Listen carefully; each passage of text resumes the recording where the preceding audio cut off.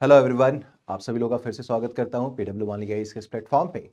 और इस वक्त हम लोग जो बात कर रहे हैं वो अपने एनसीईआरटी की सीरीज में हम लोग बात कर रहे हैं। और यहाँ मैं बात कर रहा हूँ आपसे मेडिवल हिस्ट्री में। मेडिवल हिस्ट्री में हम लोग बात कर रहे हैं सतीश चंद्र सर वाली जो किताब है उस किताब के ऊपर हम लोग बात कर रहे हैं। उसमें आज जो है चैप्टर नंबर 5 हम लोग डिस्कस करने वाले हैं। जो चैप्टर नंबर 5 हम लोग डिस्कस करेंगे उससे पहले ये बात जान लीजिए, जो लोग भी 2024 में यानी 2024 में यूपीएससी अपीयर हो रहे हैं उनके लिए एक अपॉर्चुनिटी है हमारे साथ जुड़ने का। क्रैश कोर्स को ज्वाइन कर सकते हैं आप। हैं ये ऑफलाइन क्लासेस होंगी जहां पर आपके पास रिवीजन प्लस प्रैक्टिस और ये तमाम चीज़ें आपको मिलेंगी। और ये क्लासेस शुरू हो रही हैं आपकी 8 जनवरी 2024 से। ऑनलाइन ऑफलाइन दोनों हैं। Batch start from 8 January 2024 and well before your prelims ये दैट विल बी कंक्लूडेड। ठीक है ना, ये सेशन खत्म हो जाएगा। सो आज जो हम लोग बात करेंगे this is called chapter number 6, it's not chapter number 5, it is chapter number 6। और ये जो बात कर रहे हैं हम लोग दिल्ली सल्तनत के ऊपर बात करेंगे।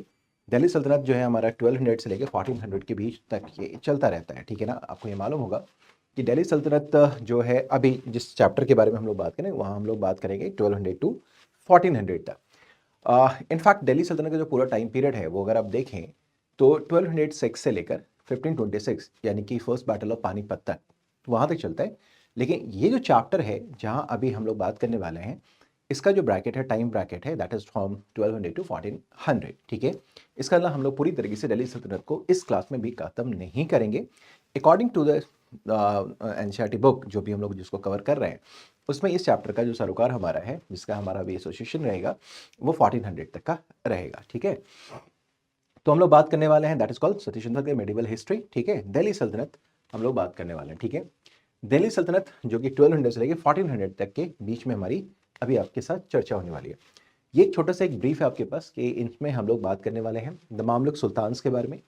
और इन मामलुक सुल्तान्स में हम देखें तो हमारे पास एक हैं फिर इल्तुतमिश जिनके बारे में हमें बात करना है, रजिया के बारे में बात करना है, बलबन के बारे में बात करना है।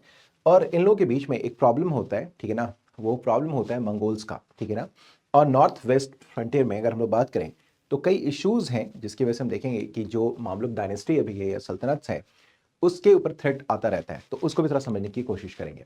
एंड फाइनली जो चैप्टर टॉपिक में हम लोग जो कवर करेंगे वो कुछ इंटरनल रिवोल्ट्स हैं। ठीक है ना, जो कि इंटरनल रिवोल्ट्स होते हैं जो कि दिल्ली सल्तनत की अथॉरिटी को चैलेंज करने की कोशिश करते हैं। ठीक है ना, struggle for the territorial consolidation भी चलता है दिल्ली सल्तनत का, उन सभी को कंट्रोल करके अपने एम्पायर को कंसोलिडेट करने की कवायद होती है, वो हम लोग यहाँ लास्ट में हम लोग कवर करने वाले हैं। ठीक है, तो आइए हम लोग बातचीत शुरू करते हैं। ठीक है, अब आइए सबसे पहले तो मैं कुछ जैसे अपना जो मेरा अंदाज रहा है हमेशा उसी अंदाज में चलते हैं हम लोग हैं। अंदाज क्या है अपना? अंदाज ये है कि ये जो टॉपिक अभी हम लोग देख रहे हैं, ठीक है, उसके अब एक बैकग्राउंड हम लोग पहले प्रिपेयर कर लेते हैं। ठीक है, जो इस टॉपिक में हम लोग अभी करने जा रहे हैं उसके बारे में थोड़ी बातचीत हमारी हो जाए, थोड़ा हम लोग समझ लें कि इस टॉपिक के अंदर हम लोग क्या क्या करने वाले हैं। ठीक है, तो देखिए दरअसल क्या है कि जो पहला जो डिस्कशन इसमें होगा वो दरअसल दिल्ली सल्तनत, जिसको कि दिल्ली सल्तनत में हम देखेंगे जो फर्स्ट डायनेस्टी है हमारे पास वो हमारे पास है स्लेव डायनेस्टी। ठीक है, और स्लेव डायनेस्टी हम लोग पॉपुलरली जानते हैं, लेकिन स्लेव डायनेस्टी को जो है अगर हम लोग बात करें दिल्ली सल्तनत में, थोड़ा बैकग्राउंड में प्रिपेयर कर दूं आपके लिए। अगर हम देखें तो ये हमारे पास है दिल्ली सल्तनत। दिल्ली सल्तनत में अगर हम लोग बात करें सल्तनत में, तो इस दिल्ली सल्तनत में हम अगर देखते हैं तो हमारे पास देखेंगे डिफरेंट डायनेस्टीज हैं। ठीक है, अब आप लोग जिन डायनेस्टीज को जानते हैं मैं आप ही के शब्दों में लेके चलूं पहले, तो एक होता है हमारे पास स्लेव डायनेस्टी। स्लेव डायनेस्टी एक हमारे पास है slave dynasty, right. This slave dynasty is followed bye Khilji और खलजी डायनेस्टी। खिलजी और खलजी डायनेस्टी दोनों ही हमारे पास होता है डायनेस्टी। देन हम लोग आते हैं तो हमारे पास जो तीसरी डायनेस्टी है that is called Tughlaq dynasty. Tughlaq Tughlaq dynasty के बारे में हम लोग बात करेंगे, डायनेस्टी। देन हमारे पास आता है Syed dynasty. Syed dynasty, Syed dynasty. And finally हमारे पास आता है that is called Lodi dynasty. ठीक है, finally this the first dynasty slave dynasty, second one is your Khalji dynasty, then third one is your Tughlaq dynasty, fourth one is your Syed dynasty, and the fifth one is your Lodi dynasty. Fifth and the last one is your Lodi dynasty. Lodhi dynasty में ही इब्राहिम लोधी होते हैं जिनके साथ बाबर की लड़ाई होती है पानीपत के फर्स्ट बैटल में 1526 में, जिसमें इब्राहिम लोधी डिफीटेड होता है। और फिर हम देखते हैं दिल्ली सल्तनत खत्म हो जाता है और फिर मुगल लोगों का एम्पायर शुरू हो जाता है। ठीक है, तो ये हमारे पास कुल मिलाकर डायनेस्टी जिसको आप समझते भी होंगे, आप जानते भी होंगे कि ये स्लेव डायनेस्टी है। Slave dynasty is followed by Khalji dynasty. This dynasty Khalji dynasty was followed by further Tughlaq dynasty. Tughlaq was succeeded by Syed dynasty, Syed was finally जो है सो आई मीन व्हाट आई से जो है so succeeded by the Lodhi dynasty, Lodhi dynasty, ठीक है, right, Lodhi dynasty, ठीक है। तो आइए हम लोग देखते हैं कि अभी लोधी डायनेस्टी हमारे पास हो गई। अब यहाँ मुद्दा ये है कि यहाँ हमने देखा क्या है कि अभी जो हमारे पास अभी जो हम लोग बात करने वाले हैं वो हम देखते क्या है कि स्लेव डायनेस्टी के लिए एक शब्द यूज किया गया, that is called Mamluk dynasty, ठीक है।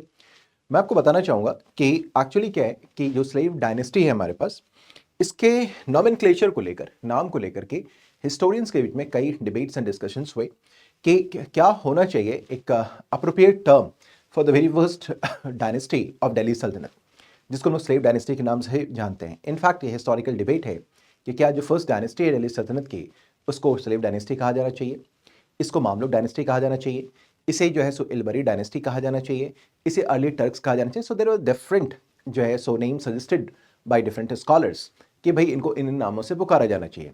मोस्ट कॉमनली जिसे हम लोग जानते हैं that is called the slave dynasty. लेकिन इसको लेकर हिस्टोरियंस के बीच में एक हम अगर बात करें तो कहें कि एक तरीके का डेडलॉक है, एक तरीके का गतिरोध उनके बीच में है कि slave dynasty is not the appropriate name to call the very first dynasty of Delhi sultanate, ठीक है ना, जिसका टाइम पीरियड 1206 से लेकर 1290 तक रहा है, ठीक है।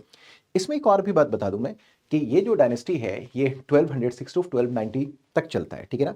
बहुत कुछ डेट को लेकर आपको बॉदर होने की जरूरत नहीं है, लेकिन कुछ बातें हैं जो आपको थोड़ा समझना चाहिए। 1290 से 1320 तक खलजी डायनेस्टी होता है, यानी कि मात्र 30 सालों तक का। तो ये हमारे पास होता है 12, अगर हम लोग बात करें तो 90 से लेकर 1320 तक का, ठीक है। तो कुल मिलाकर ये 30 इयर्स का इनका एक्सपैंड होता है, ठीक है। और तुगलक डायनेस्टी के बारे में बात करें तो 1320 से लेकर ये अगर हम देखें यहाँ पर तो हमारे पास चलता है 1440, ये 1320 से लेकर अगर हम लोग बात करें तो 1414 तक जाता है, ठीक है। 1320 से 1414 तक, ठीक है। इसका इसका मतलब ये हो गया कि इसका जो टाइम एक्सपैंड रहा वो 94 इयर्स का होता है, ठीक है, 94 इयर्स का होता है, ठीक है। दिल्ली सल्तनत हमारे पास टोटल का टाइम पीरियड जो है वो 1206 टू 1526 तक आता है, ज़्यादा बॉदर नहीं होना है। अब ये डेट, ये ईयर्स मैं क्यों लिख रहा हूँ, क्योंकि मुझे कुछ बातें यहाँ पर आपको बतानी है जो आपके लिए शायद महत्वपूर्ण हो सकता है। इसमें अगर हम देखें तो हम देखेंगे क्या जो खिलजी डायनेस्टी है ये शॉर्टेस्ट लिव्ड डायनेस्टी है out of all the 5 dynasty of Delhi sultanate, ठीक है, जो कि मात्र 30 सालों तक सर्वाइव करती है। इसका जो सर्वाइवल है that is only for 30 years, ठीक है, खिलजी डायनेस्टी, ठीक है। अगर हम लोग बात करें तुगलक डायनेस्टी के बारे में तो it is the longest survived या लॉन्गेस्ट लिव्ड डायनेस्टी रहा है दिल्ली सल्तनत का, that survive for almost 94 years, ठीक है।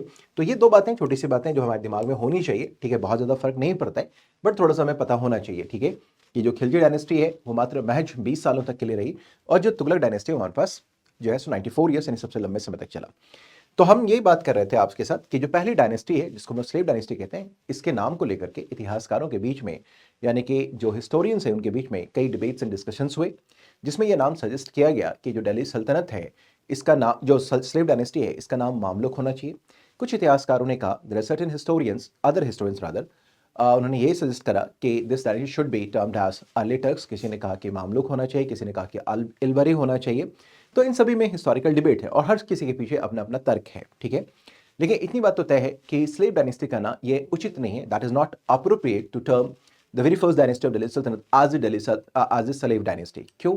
स्लेव कहने का मतलब ये होता है कि जितने भी सुल्तान हुए हैं, जितने भी सुल्तान अगर हुए हैं वो सब के सब स्लेव थे, ठीक है। ऐसा नहीं है, इनमें से बहुत सारे स्लेव जो ऐसे सुल्तान थे जो पहले ही फ्री हो गए थे, ठीक है ना। बहुत सारे सुल्तान हैं जो फ्री नहीं हुए थे।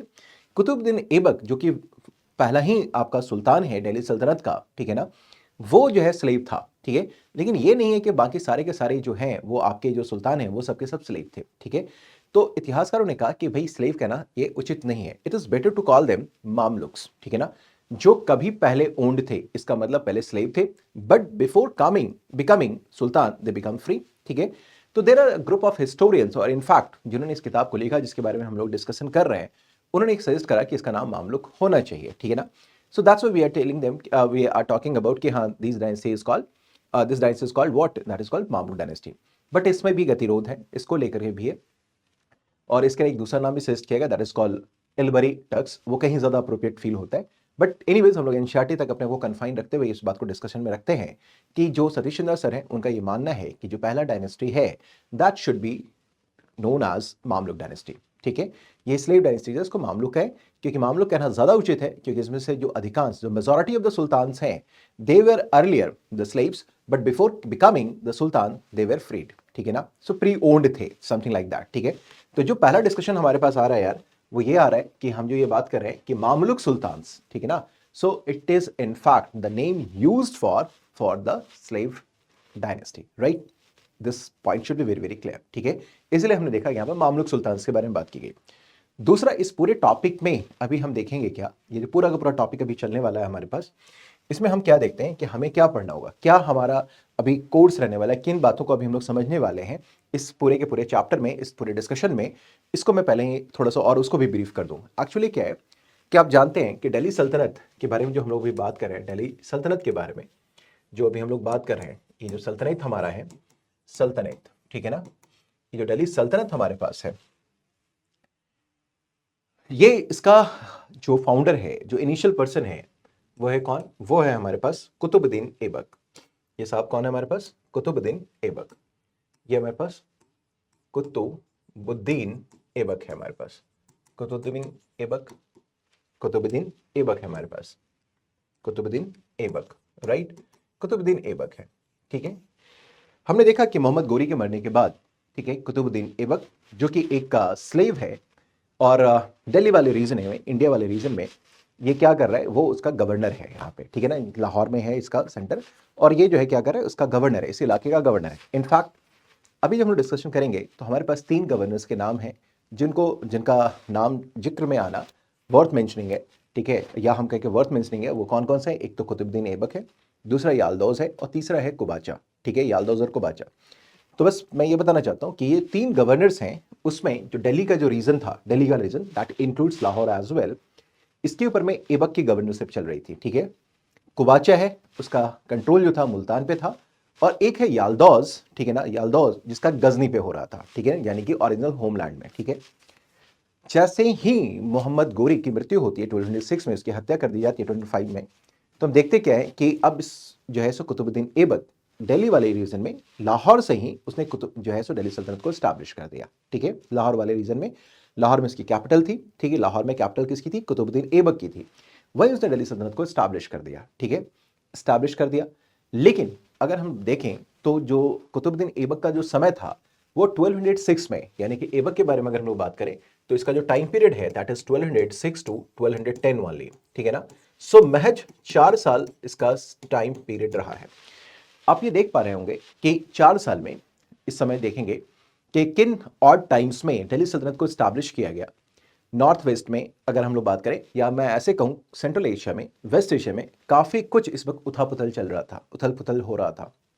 और शायद यही कारण है, शायद नहीं, यही कारण है कि मोहम्मद गोरी अपना जो है सो स्कोप, यानी कि अपना पॉलिटिकल एक्सपेंशन इंडिया में देख रहे हैं।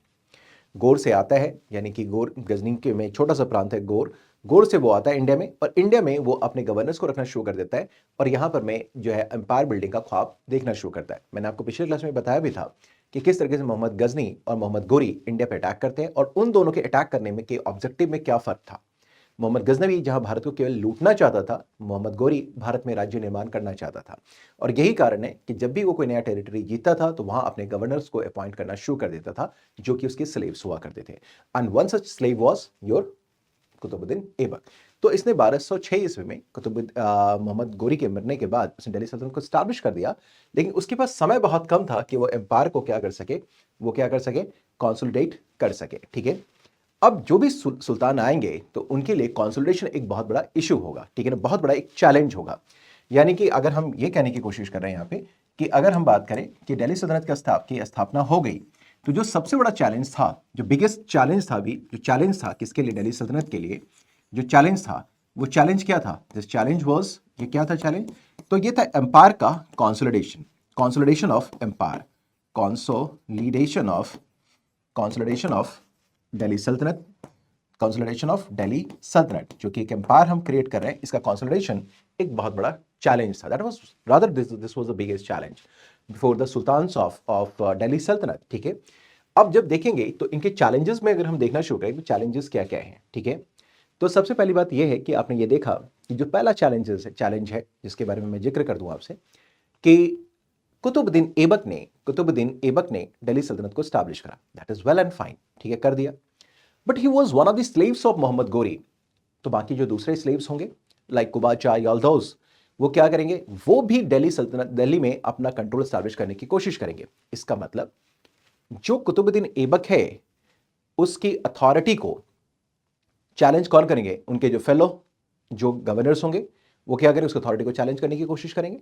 यानी कि जो पहला चैलेंज दिल्ली सल्तनत को फेस करना होगा वो किससे फेस करना होगा, जो कि मोहम्मद गोरी के जो अदर गवर्नर्स हैं जैसे याल्दौस एंड कुबाचा, उनसे उसको फेस करना पड़ेगा।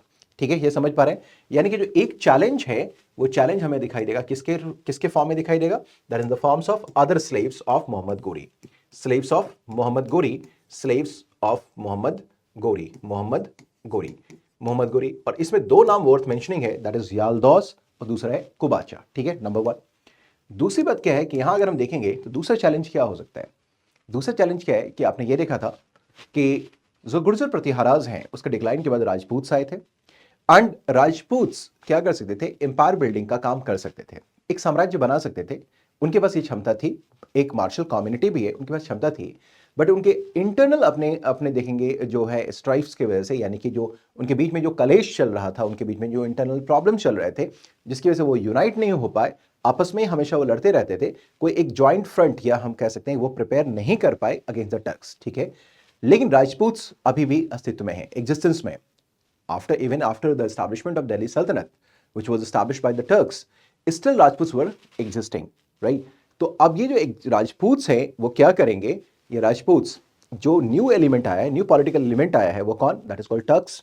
यानी कि इसका मतलब दिल्ली सल्तनत में जो सुल्तान आए हुए उनकी अथॉरिटी को चैलेंज करने की कोशिश करेंगे। ठीक है, क्योंकि अभी ये खुद सर्वाइवल को लेकर के क्या कर रहे हैं, परेशान है, कौन, दिल्ली सल्तनत के सुल्तान। ठीक है, और राजपूत ऑलरेडी यहां है, यहां की मिट्टी में है, they are the son of the soils. ठीक है, तो अब ये क्या करेंगे, उनकी अथॉरिटी को चैलेंज करने की कोशिश करेंगे। तो एक जो दूसरा इशू आ सकता है वो आ सकता है कौन, राजपूत की तरफ से। तीसरे चैलेंजेस के बारे में अगर हम लोग बात करें तो तीसरे चैलेंजेस के बारे में अगर हम बात करें तो कुछ दिल्ली सल्तनत के अंदर इंटरनल रिवोल्ट्स भी हो रहे थे, और ये रिवोल्ट्स डिफरेंट जोग्राफिकल लोकेशन में हो रहे थे।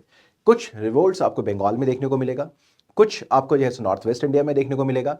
इसका मतलब जो दिल्ली सल्तनत है, जहां तक इसका एक्सपेंशन हो रखा है, इसके अंदर भी डिससेटिस्फाइड नॉबिलिटी होगी, जो इसके अथॉरिटी को, जो सुल्तान है उसके अथॉरिटी को चैलेंज करने की कोशिश करेगा। ठीक है, तो एक देखेंगे क्या कि इंटरनल जो रिवोल्ट्स हैं या रिबेलियंस हैं, इंटरनल रिवोल्ट्स एंड रिबेलियंस, वो क्या करेगा, दिल्ली के सुल्तान को, दिल्ली के सुल्तान के अथॉरिटी को चैलेंज करने की कोशिश करेगा। ठीक है, एंड आफ्टर सम टाइम्स हम देखते क्या है कि होता क्या है कि एक नया थ्रेट आता है। ठीक है ना, इनफैक्ट दो नए थ्रेट आते हैं दिल्ली सल्तनत के सामने। एक थ्रेट आता है ख्वारिज्मी का। ख्वारिज्मी क्या है मैं बताने की कोशिश आपको करूंगा, ख्वारिज्मी। ठीक है ना, एक जो है वो आता है ख्वारिज्मी का थ्रेट आता है, और जो है नेक्स्ट जो थ्रेट एक आता है न्यू थ्रेट्स के रूप में, वो आता है मंगोल्स का। ठीक है ना, ये मंगोल्स का थ्रेट आएगा। ठीक है, बात समझ पा रहे हैं? तो इस थ्रेट को भी थोड़ा समझने की कोशिश करते हैं, ये थ्रेट क्या है। बाकी तो मैं समझता हूं कि जो स्लेव्स ऑफ मोहम्मद गोरी हैं, कुबाचा और याल्दौस, ये चैलेंज को आपने समझ ही लिया, आपने राजपूत्स के चैलेंज को भी समझ लिया, आपने इंटरनल रिवोल्ट्स बंगाल वगैरह रीजन में आपने इस चैलेंज को भी समझ लिया।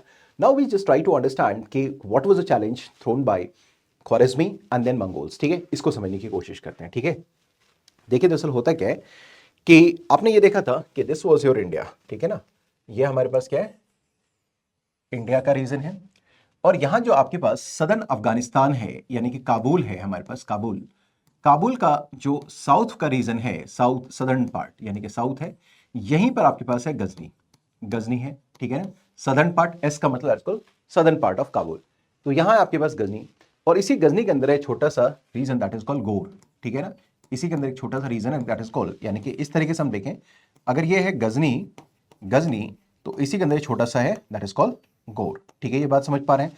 और ये लोकेशन कहाँ है, हमारे जस्ट नियर बाई में है, दैट इज इन अफगानिस्तान। ठीक है ना, अगर गजनी के बारे में बात करें तो साउथ ऑफ काबुल। ठीक है, अब ये हो गया। अब होता क्या है कि यहां पर में हमने कल पिछले क्लासेस के डेवलपमेंट में देखा था कि जो अब्बासिद खलीफा थे वो कमजोर होते हैं, टर्किश रूल स्टैब्लिश होता है। ठीक है ना, टर्किश पीपल आते हैं, इसी में से हमारे पास किसका, जो टर्किश पीपल है उसी में से हमारे पास गजनवी आते हैं, और हमारे पास मोहम्मद गोरी आता है। ठीक है, और आपको यह भी ध्यान होगा कि इस गजनी और गौर के बीच में लगभग 150 साल का फर्क था। इंडिया के ऊपर अटैक करने का, लगभग नियरली 150 ईयर्स, ठीक है ना। तो हम देखते क्या है कि जब ये इंडिया में आ रहे हैं, इंडिया में अटैक करने के लिए, तो लगभग इन दोनों के बीच में 150 ईयर्स का, around 150 years, it is not exactly 150 years, but somewhere around 150 years का एक डिफरेंस दिखाई देता है, टाइम गैप दिखाई देता है। और ये जो टाइम गैप हो रहा है, उसके पीछे का रीजन क्या था? उसके पीछे का रीजन ये था कि गुरीब जो है, यानी कि जो गजनवीद्स हैं, यानी गजनवी में कोई पावरफुल अभी सुल्तान दिखाई नहीं दे रहा है, ठीक है ना, जिसको कि उस समय अमीर भी कहते थे, ठीक है। और दूसरी बात ये हो रही थी कि इस समय हम जो देखेंगे कि कई जो north west, further north west India में जो कई एम्पायर आ चुके थे, जिसमें हमने बात किया था सेल्जुक्स, समानिड्स का, सेल्जुक्स का, और इसी में एक राइज होगा ख्वारिज्मी का, ठीक है ना। ख्वारिज्मी, आपको याद होगा कि हमने ख्वारिज्मी के बारे में बात किया था। तो अब इसके इधर हम देखेंगे फर्दर वेस्ट में, गजनी के फर्दर वेस्ट में एक न्यू एम्पायर आ रहा है हमारे पास, दैट इज कॉल्ड ख्वारिज्मी, ठीक है ना। तो ये आता है ख्वारिज्मी, ख्वारिज्मी। और ख्वारिज्मी ने एक बहुत बड़ा एम्पायर क्रिएट कर रखा था, ख्वारिज्मी, ठीक है ना। इसने एक बहुत बड़ा एम्पायर क्रिएट रखा था, और इसकी जो ईस्टर्न बाउंड्री थी वो कहां तक आ रही थी? वो गजनवी और गोर तक, यानी कि यहां तक, अफगानिस्तान तक ये टच कर रहा था। इसकी बात तो हम लोग छोड़ दें, ठीक है ना। ईस्ट में अगर हम बात ना करें अभी, ईस्ट में अगर हम देखें तो मेडिटेरियन तक जाएगा, और यहां अगर हम देखेंगे तो ये जो है ये गजनवी के एम्पायर तक, यानी कि जो गजनवी का वेस्टर्न पार्ट होगा ये इसका ईस्टर्न पार्ट बनेगा, ठीक है। यानी कि ख्वारिज्मी जो है वो क्या करेंगे, यहां तक, हमारे यहाँ पंजाब और सिंध तक के रीजन तक पहुंच जाएंगे, ठीक है। और इससे क्या होगा, एक डायरेक्ट चैलेंज दिल्ली सल्तनत, जो कि अभी अभी न्यूली एस्टैब्लिश है, न्यूली एस्टैब्लिश है दिल्ली सल्तनत, इसके लिए एक बहुत बड़ा चैलेंज थ्रो करेंगे। लेकिन कहते हैं ना कि कई बार स्थिति आपके अनुकूल हो जाती है। हुआ क्या कि यही वो दौर था जब ख्वारिज्मी अपना बहुत बड़ा एम्पायर बना रहे थे। तो उसके कुछ समय के बाद ही हम देखते क्या है कि इस रीजन में, चाइना वाले रीजन में, यहाँ पर मंगोल्स का राइज हो जाता है, ठीक है, मंगोल, ठीक है ना। और मंगोल में जो बहुत बड़ा नाम है दैट इज कॉल्ड चंगेज खां का। चंगेज खां आपने सुना होगा, और आपको ये मालूम होगा कि चंगेज खां जो है वो चंगेज खां जो है के अंदर हम देखेंगे कि एक जलजला सा आया था। चंगेज खां कहीं भी जा रहा है तो सब जम करके मसाकर कर रहा है, मसाकर का मतलब रक्तपात कर रहा है, कहीं भी जा रहा है तो जम करके एम्पायर के एम्पायर को उसने बर्बाद कर दिया। ना उसने कभी किसी भी महिला को समझा, ना कभी उसने बूढ़े को समझा, ना किसी बच्चे को देखा, जहां भी गया उसने जम करके कत्लेआम किया, मसाकर किया, ठीक है ना। आंधी की तरीके से रौंदता हुआ, साम्राज्य को नष्ट करता हुआ, जो भी साम्राज्य, जो भी स्टेट्स के रास्ते में आते चले गए, सबको बहाता हुआ निकल गया, ठीक है ना। सो एवरी स्टेट, जो कुछ भी, what ever comes in his way, सबको उसने ध्वस्त कर दिया, सबको उसने डेमोलिश कर दिया, डिस्ट्रक्ट कर दिया, ठीक है ना। अब ये क्या करता है, इसकी निगाहें जो चंगेज खान, जो मंगोल्स है, ख्वारिज्मी एम्पायर पे होगी, ठीक है ना। एक्चुअली मंगोल्स का रियल इंटरेस्ट इंडिया में नहीं था, उसका इंटरेस्ट ख्वारिज्मी एम्पायर में था। और शायद आपको ये मालूम होगा कि इल्तुतमिश के समय एक आपने देखा होगा, सुना होगा, एक नाम सुना होगा जो है सो ख्वारिज्मी प्रिंस का, जिसका नाम है जलालुद्दीन मांगबरनी। जलालुद्दीन मांगबरनी क्या करता है, बहुत टफ तरीके से रिवर इंडस के पास मंगोलों के साथ फाइट करता है, ठीक है। रिवर इंडस के पास ये क्या करेगा, ये फाइट करेगा, ठीक है। ये जो है इसमें ये है रिवर इंडस, ठीक है, ये है रिवर इंडस, रिवर इंडस। इस रिवर इंडस पे हम देखते हैं ख्वारिज्मी प्रिंस है, ठीक है ना, ख्वारिज्मी प्रिंस, ख्वारिज्मी प्रिंस, जिसका नाम क्या है, प्रिंस का नाम है, सॉरी, प्रिंस का नाम है जलालुद्दीन मांगबरनी, जलालुद्दीन मांगबरनी, मांगबरनी। अब ये जो जलालुद्दीन मांगबरनी है वो क्या करेगा, चंगेज खां से लड़ाई करेगा, ठीक है। लेकिन इस लड़ाई में वो डिफीटेड होगा, ठीक है ना। लेकिन इसकी क्या हो जाएगी, इसमें हार हो जाएगी। तब ये जलालुद्दीन मांगबरनी क्या करेगा, अपने आप को बचाने के लिए यहां से भागेगा, किस तरफ, जलालुद्दीन भागेगा दिल्ली की तरफ, ठीक है, दिल्ली सल्तनत, और इल्तुतमिश के दरबार पे पहुंच जाएगा, कोर्ट में पहुंचने की कोशिश करेगा। लेकिन दिल्ली सल्तनत क्या करता है, इस समय जो इल्तुतमिश के द्वारा रूल किया जा रहा था, वो जस्ट टू अपीज चंगेज खां, इसको खुश रखने के लिए उसने इसको शेल्टर देने से मना कर दिया। कहा कि नहीं बॉस, मैं आपको शेल्टर प्रोवाइड नहीं कर सकता, मैं प्रोवाइड नहीं कर सकता, ठीक है। इतनी बातें समझ गई है।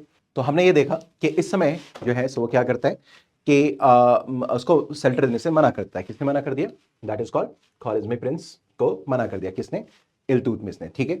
बट हम देखेंगे क्या कि जैसे ही ख्वारिज्मी प्रिंस को मना किया, तो अब जलालुद्दीन मांगबरनी को अपने आप को बचाना भी था, प्रोटेक्ट भी करना था। तो ये क्या करता है, सिंध नदी और जो है ब्यास नदी के बीच का रीजन है, जो इंडस के ट्रिब्यूटरी के रीजन है, उसमें वो बैठा रहा।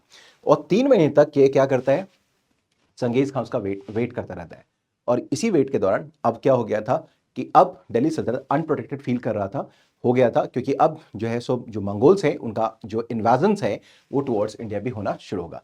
तो एक देखते हैं कि न्यू थ्रेट के रूप में हमारे पास मंगोल्स का भी आक्रमण आ गया। ख्वारिज़मी तो रहे, बहुत बड़ा हमारे पास चैलेंज नहीं रहा दिल्ली सल्तनत को लेकर के, but it was opposing threat, ठीक है ना, ये था।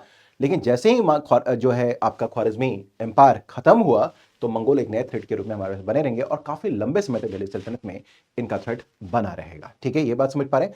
So these were the threats जिसके बारे में अभी हम लोग बात कर रहे थे। जो थ्रेट्स हमारे पास हैं, ये सारे के सारे थ्रेट्स हैं जो दिल्ली सल्तनत को कमजोर करने की कोशिश करेंगे। और यही पूरा का पूरा जो सिनारियो है, इन सभी से बचने के लिए हम देखेंगे क्या कि क्या क्या इनिशिएटिव्स लिए गए, इन चैलेंजेस को वार्ड ऑफ करने के लिए क्या क्या इनिशिएटिव डिफरेंट दिल्ली सल्तनत ने सुल्तान्स ने उठाए हैं, वही इसके अंदर डिस्कशन होना है, ठीक है, ये बात समझ पा रहे हैं। तो इस चैप्टर का ऑब्जेक्टिव यही है, वो हमें ये बताना है कि किस तरीके से दिल्ली सल्तनत का जो एम्पायर है उसको कंसोलिडेट किया गया, और उसमें जो भी इंपॉर्टेंट किंग्स है उसमें आज हम लोग को बात करना है किसके बारे में, इल्तुतमिश के बारे में बात करना है, इसमें हमें बात करना है रजिया के बारे में बात करना है, एंड देन हमें बात करना है बलबन के बारे में। सो ये तीन इंपॉर्टेंट सुल्तान हैं जो कि दिल्ली सल्तनत के फर्स्ट डायनेस्टी, जिसको कि मामलुक डायनेस्टी भी हम लोग कह रहे हैं, इसमें इनके बारे में बात करना है। एंड नॉर्थ वेस्ट इंडिया जिसके बारे में हम लोग बात कर रहे हैं, नॉर्थ वेस्ट इंडिया जो कि हमारा ये जो रीजन है, this region north west India, west frontier के प्रोटेक्शन को लेकर के क्या क्या इनिशिएटिव किए गए, that we are going to make in this chapter, that we are going to make a discussion on this in this chapter, ठीक है, इतनी बातें क्लियर हैं। अब इतनी बातें अगर क्लियर हो गई हैं तो हम करते हैं छोटी छोटी बातें हैं जो अब हम लोग करेंगे, यानी कि आधा काम हमारा ये हो गया, हमने ये बैकग्राउंड समझ लिया कि इस चैप्टर में हम क्या क्या पढ़ने वाले हैं, हमें क्या समझना था, ये बातें तो हमारे पास आ गई, ठीक है। तो अब भाई हम लोग बात करते हैं सबसे पहले कि हम लोगों ने देखा कि मामलुक्स के बारे में हमने बात कर लिया। मामलुक्स के बाद हम देखेंगे कि अभी जो ये चैलेंजेस हैं, उन चैलेंजेस के बारे में हम लोगों ने बात कर लिया, चैलेंजेस के बारे में हमने यादव सब के बारे में बात कर लिया है, ठीक है। हम आते हैं, बात करना शुरू करते हैं इल्तुतमिश से। कहानी हमारी यहां से शुरू होती है। दिल्ली सल्तनत स्टैब्लिश हो चुका है, दिल्ली सल्तनत की स्थापना की जा चुकी है कुतुबुद्दीन ऐबक के द्वारा, ठीक है, लेकिन उसके पास वक्त नहीं था बहुत ज्यादा। आप देखते हैं कि वह महज 4 सालों में ही उसकी कहानी निपट जाती है, सिमट जाती है, और जिम्मेदारी आती है इल्तुतमिश के बारे में के ऊपर में। इल्तुतमिश के बारे में आगे बढ़ने से पहले मैं बता दूं कि इसे दिल्ली सल्तनत का पहला लीगल सुल्तान भी माना जाता है। क्यों लीगल सुल्तान माना जाता है, तो शायद मैंने जिक्र किया होगा पिछले क्लासेस में भी कि इसमें देखेंगे कैलिफेट, यानी जो खलीफा है, जो कैलिफेट्स के डिफरेंट हाउसेस थे, उसमें जो अब्बासिद खलीफा हैं जो कि बगदाद में अभी रह रहे हैं, ठीक है, वो क्या कर रहे हैं, वो अभी भी स्पिरिचुअल हेड है। पॉलिटिकल पावर तो उनकी सिमट गई, वो कहानी खत्म हो गई, लेकिन अभी भी वो क्या कर रहे हैं, सनद, दैट इज कॉल्ड मैनुमेशंस, प्रोवाइड करने का काम, ग्रांट करने का काम कर रहे हैं। और दिल्ली सल्तनत का पहला सुल्तान है जिसने खलीफा से सनद की प्राप्ति करी, यानी कि he received manumissions from the caliphate, ठीक है, वो था कौन, इल्तुतमिश। इसीलिए इसको बोलते हैं he is the first legal higher of Delhi sultanate, ठीक है। और इसी को बोलते हैं he was the real founder of Delhi सल्तनत। कुतुबुद्दीन ऐबक जो है वो क्या कहते हैं कि फाउंडर था, लेकिन वजह का समय बहुत कम था, इसलिए बहुत ज्यादा उसने कुछ काम किया नहीं, ठीक है ना। अब देखेंगे कुछ जो मेजर काम किए जा रहे हैं, जो इनिशिएटिव लिया जा रहा है, वो किसके समय में लिया जा रहा है, दैट इज इल्तुतमिश के समय में। और इसके पास लगभग 26 साल का समय था अपने कुछ कामों को अंजाम देने के लिए। लेकिन जिन चैलेंजेस के बारे में हमने बात किया, इल्तुतमिश को ये चैलेंजेस फेस करने पड़े। जो फर्स्ट सबसे पहला चैलेंज था वो ये था कि जो फेलो अभी भी आप देखेंगे कौन रहे हैं, जो कि गवर्नर्स थे किसके, कुतुबुद्दीन ऐबक के, यानी कि यालदौज और कुबाचा, वो अभी भी इसकी अथॉरिटी को चैलेंज करने की कोशिश कर रहे हैं। दूसरी बात क्या है कि Iltutmish he was just a son in law of Qutbuddin Aibak, लेकिन ये डायरेक्टली सुल्तान नहीं बनता है, ठीक है, डायरेक्टली सुल्तान नहीं बनेगा, बल्कि इस बीच में देखेंगे क्या, कुतुबुद्दीन ऐबक के बाद उसका लड़का कुछ समय के लिए गद्दी पे बैठता है, कहां पे, लाहौर में बैठता है। लेकिन दिल्ली की जो नॉबिलिटी थी वो उसके लड़के को पसंद नहीं करती थी, और दिल्ली के जो नॉबिलिटी है, यानी कि जो अमीर लोग हैं, उसने सपोर्ट किया इल्तुतमिश को। और मैं कुछ महीनों में ही हम देखेंगे क्या कि कुतुबुद्दीन के ऐबक के लड़के के बाद ही इल्तुतमिश जो है गद्दी नसीह होता है, ठीक है। अब ये काम क्या क्या करता है, तो हमने देखा कि जो कुतुबुद्दीन ऐबक है वो, उसकी मृत्यु हो जाती है, और मृत्यु भी एक ट्रैजिक एंड होता है, एक्सीडेंटल डेथ होता है। एक्चुअली उसको पोलो खेलने का शौक था, ठीक है ना, इसको उस वक्त बोलते हैं चौगान। सो चौगान is a term use for medieval polo, ठीक है ना। सो चौगान वो खेला करता था, एक मध्यकालीन पोलो का खेल है। खेलते वक्त वो जो है घोड़े से गिर गया और कहानी उसकी सिमट गई, कहानी खत्म हो गई, ठीक है, वो मर गया, ठीक है, अल्लाह को प्यारा हो गया, ठीक है। इसी बीच में हम देखते हैं कि अब जो है वो इल्तुतमिश जो है सन ऑफ ऐबक को हटा करके इल्तुतमिश गद्दी पर बैठता है, ठीक है। और हम देखेंगे इसको रियल कॉन्सोलिडेटर है, ये बात हमने बात करी आपसे, ठीक है। अब हम देखेंगे क्या कि अब इस समय उसकी अथॉरिटी को जो चैलेंज करने वाले लोग हैं वो कौन कौन से लोग हैं। अब जरा याद कीजिए, मैंने कहा था कि दिल्ली सल्तनत की अथॉरिटी को चैलेंज करने के लिए, सुल्तान की अथॉरिटी को चैलेंज करने के लिए कुछ इंटरनल रिवोल्ट्स हैं। इसी समय हम देखेंगे कुतुबुद्दीन ऐबक के समय बंगाल और बिहार का अगर हम देखेंगे कुछ गवर्नर्स हैं, जिसमें एक नाम है अली मर्दन खां का भी। अली मर्दन खां ने क्या कर दिया, ये जो अभी जो कुछ भी उथल पुथल हो रहा था दिल्ली के अंदर, ऐबक के लड़के और उसके दामाद इल्तुतमिश के बीच में हम देखेंगे इसका फायदा उठा करके अली मर्दन खां जो बंगाल और बिहार का गवर्नर था उसने अपने आप को स्वतंत्र घोषित करने की घोषणा कर दी। तो एक जो बहुत बड़ा चैलेंज था इस समय जो दिल्ली सल्तनत के लिए था वो था इंटरनल रिवोल्ट का। तो एक तो ये हो गया। दूसरा कुबाचा, अगर हम बात करें तो कुबाचा को आप लोग समझ रहे हैं, कुबाचा के बारे में हमने आपको बता रखा है कि कुबाचा जो है मुल्तान की जिम्मेदारी उसके पास थी, कुतुबुद्दीन ऐबक की जिस तरीके से जिम्मेदारी दिल्ली और लाहौर की थी उसी तरह मुल्तान की जिम्मेदारी कुबाचा के पास थी। तो कुबाचा भी क्या करेगा, इसकी अथॉरिटी को चैलेंज करने की कोशिश करेगा और अपनी स्वतंत्रता घोषित करेगा। तो दूसरा थ्रेट ये भी हो गया। इसके अलावा हम देखेंगे क्या कि बहुत सारे जो ऑफिसर्स हैं दिल्ली सल्तनत के, ठीक है ना, वो इल्तुतमिश कोई अथॉरिटी को मानने के लिए तैयार नहीं थे, बहुत ही मतलब रिलक्टेंट रहते थे कि उनकी कोई बातों को माने, ठीक है ना। तो ये एक अलग चैलेंज था। फिर राजपूत्स भी यहां हम देखेंगे कि राजपूत्स भी उसके अथॉरिटी को चैलेंज करने की कोशिश करें, यानी कि जो बातें अभी हमने कही उसमें अगर हम देखें तो मंगोल का जो एलिमेंट था, मंगोल जो थ्रेट था उसको छोड़ करके बाकी वो सारे के सारे थ्रेट इल्तुतमिश को फेस करने पड़ रहे थे, ठीक है। और राजपूतों को वो देखेंगे क्या कि हम देखेंगे जो राजपूत स्टेट्स हैं, ठीक है ना, उसमें हम देखेंगे कि कई राजपूत स्टेट अपने आप को स्वतंत्र कर भी लेंगे, जिसमें नाम है कालिंजर का, ग्वालियर का, ठीक है ना। तो हम देखेंगे कि जो कालिंजर जो आपके पास और ग्वालियर है, ये जो रीजन्स हैं, अजमेर का कुछ रीजन है, तो इसका देखेंगे जो ईस्टर्न राजस्थान है वो ऑलमोस्ट दिल्ली सल्तनत से फ्री हो गया है। ईस्टर्न राजस्थान जो है वो लगभग जो है वो दिल्ली सल्तनत से फ्री हो चुका है, ठीक है। इसके अलावा हम देखते क्या है कि अभी जैसे मैंने कहा था कि ख्वारिज्म शाह जो है, ख्वारिज्मी जो एम्पायर बना था वो भी अथॉरिटी इसको चैलेंज कर रहा है, ठीक है ना। और इस समय हम देखेंगे ख्वारिज्मी के ऊपर अटैक इसी समय होता है किसका, मंगोलों का, चंगेज खां का। तो भाग करके आता है तो मंगोल का थ्रेट भी इसके ऊपर आना शुरू हो जाएगा, लेकिन मंगोलों का आक्रमण इस वक्त नहीं होता है इंडिया के ऊपर, ये याद रखिएगा, ठीक है। तो Khwarizmi empire was the most powerful state in Central Asia at this time, ठीक है। लेकिन इस समय जो है वो जो है सो मंगोलों के साथ भिड़ेगा और मंगोलों के साथ भिड़ने की वजह से होता क्या है कि जो ख्वारिज्मी का जो थ्रेट था वो धीरे धीरे खत्म होना शुरू हो जाएगा। और ख्वारिज्मी जो प्रिंस है जिसका नाम है जलालुद्दीन मांग बर्नी, जिसके बारे में मैंने बात किया आपसे, उसको जो है यहाँ पर मैं जो है सो शेल्टर नहीं दिया जाएगा इल्तुतमिश के द्वारा, ताकि वो मंगोलों को खुश कर सके, चंगेज खान को खुश कर सके। कौन, इल्तुतमिश, ठीक है। तो ख्वारिज्मी ने क्या किया, 1218 आते तक पूरे जो ख्वारिज्मी एम्पायर है उसको डिस्ट्रॉय कर दिया और मंगोल एम्पायर को उसने स्टार्ट कर दिया, ठीक है। अब अगर हम लोग बात करें तो ये जो मंगोल का पूरा स्टेट फॉर्म किया, एक बहुत बड़ा एम्पायर इसने क्रिएट कर दिया। और इस एम्पायर को देखें तो ये आपको दिखाई देगा कि मंगोलिया यानी कि पूरा का पूरा जो है मंगोलिया का रीजन, कुछ रीजन नॉर्दर्न जो है चाइना का रीजन, और अगर आप यहां देखेंगे तो ये रीजन आपको यहां पर कैस्पियन सी तक दिखाई देगा, ठीक है ना। और अगर हम साउथ में अगर यहां तक बात करें तो अमू दरिया, सीर दरिया आपने सुना होगा, तो सीर दरिया तक इसकी कहानी यहां पर बनी रहती है। यानी कि एक बहुत बड़ा एम्पायर किसने क्रिएट कर लिया, जो कि किसने कर लेता है, दैट इज कॉल्ड मंगोल्स। ये जो एम्पायर है, जो रेड वाला आप देख रहे होंगे, जो डीप रेड आपको दिखाई दे रहा है, रेड नहीं है बेसिकली ब्राउनिश है, ये जो रीजन आपको दिखाई दे रहा है दैट बिलोंग टू मंगोल्स, जो कि उनका सबसे हाईएस्ट एक्सपेंशन रहा हुआ है, ठीक है। अब हम देखेंगे कि इधर अब हमने देखा कि ये इश्यूज हमारे पास है, ठीक है ना। तो इस इश्यूज को खत्म करने के लिए वो क्या करेगा, इल्तुतमिश को काम भी करना पड़ेगा। चैलेंजेस तो हैं लेकिन चैलेंजेस को खत्म भी करना पड़ेगा। तो इसने क्या किया कि जैसे ही मंगोल्स जो है सो बिजी थे नॉर्थ वेस्ट में, ठीक है, ख्वारिज्मी प्रिंस के साथ, जैसा मैंने बताया जलालुद्दीन मांगबरनी का इशू था। फिर उसके बाद उन्होंने जो है इंडिया में आने के बजाय जो है सो क्या किया, नॉर्थ वेस्ट की तरफ यानी कि वेस्ट की तरफ ही एक्सपेंशन की बात सोच रहे थे, कौन, तो मंगोल्स, ठीक है। तो इंडिया की तरफ वो नहीं आए, ठीक है, इस समय यानी इल्तुतमिश के समय अटैक इंडिया के ऊपर मंगोलों का नहीं हो रहा है। और ये अपॉर्चुनिटी प्रोवाइड करता है इल्तुतमिश को, ठीक है ना। शायद यही कारण था कि इल्तुतमिश जो है सो जलालुद्दीन मांगबरनी को शेल्टर प्रोवाइड ना करते हुए चंगेज खान को क्या खुश रखना चाहता था। और शायद यही वजह है कि चंगेज खान का आक्रमण भारत की तरफ नहीं होता है, मंगोलों का आक्रमण भारत की तरफ नहीं होता है।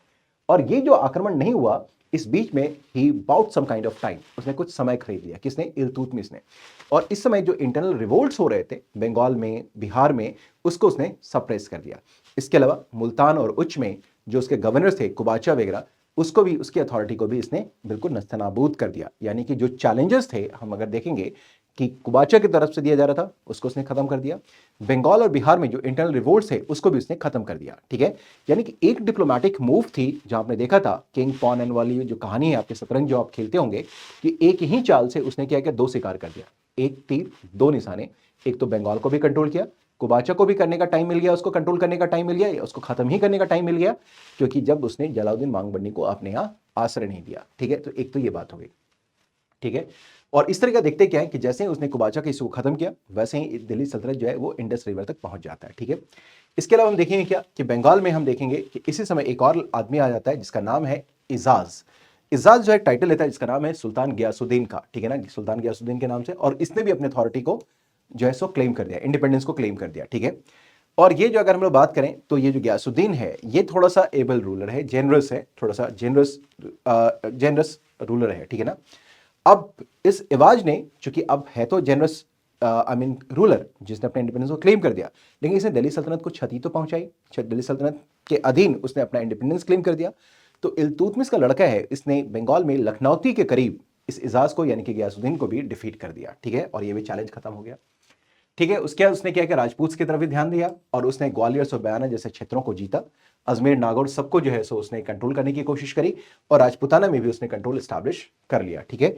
तो हमने देखा कि जो भी चैलेंजेस इस वक्त आए थे, ठीक है ना, चैलेंजेस आए इल्तुतमिश के पास, उन सभी को उसने कुछ डिप्लोमेटिक मूव से और कुछ उसने क्या किया अपने सोर्ड से, ठीक है ना, उसने क्या किया अपने एम्पायर को प्रोटेक्ट किया, एम्पायर को उसने कंसोलिडेट किया, उसने कई इनिशिएटिव लिए थे। उस इनिशिएटिव में उसके पास एक इनिशिएटिव है जिसकी चर्चा आगे भी हम लोग करने वाले हैं, उसमें एक था, वो ये था कि उसने तुर्की चालीसा का गठन भी किया था, ठीक है ना, दैट्स कॉल्ड तुर्की चिहलगानी ग्रुप ऑफ 40, ठीक है ना। एक्चुअली क्या है, ग्रुप ऑफ 40 को हम इस तरीके से समझ सकते हैं कि it was a group of 40 कॉन्फिडेंट्स, ठीक है ना। वो लोग थे जो इल्तुतमिश के जो है सो क्या है, वो विश्वास पात्र हैं और जो है वो काफी पावरफुल है, ठीक है ना। इल्तुतमिश इनके ऊपर भरोसा करता है, अपने कॉन्फिडेंस का एक ग्रुप बना कर रखता है, ठीक है ना। और जो है वो क्या करता है, एम्पायर को कॉन्सुलेट करने में ये ग्रुप ऑफ 40 उसकी मदद करता है, जिसको हम लोग तुर्की चहलगानी या चालीसा के नाम से जानते हैं। लेकिन सिक्के के दो पहलू होते हैं, ठीक है ना। एक तरफ इसने इल्तुतमिश को सपोर्ट जरूर करा, लेकिन आने वाले दिनों में ये जो नेक्स्ट सुल्तान होंगे दिल्ली सल्तनत में, उनकी अथॉरिटी को ये कमजोर करने की कोशिश करेंगे, क्योंकि सुल्तान के मरने के बाद यानी कि इल्तुतमिश के मरने के बाद तुर्की चिहलगानी या तुर्की चालीसा अपने आप को सबसे शक्तिशाली मानेंगे।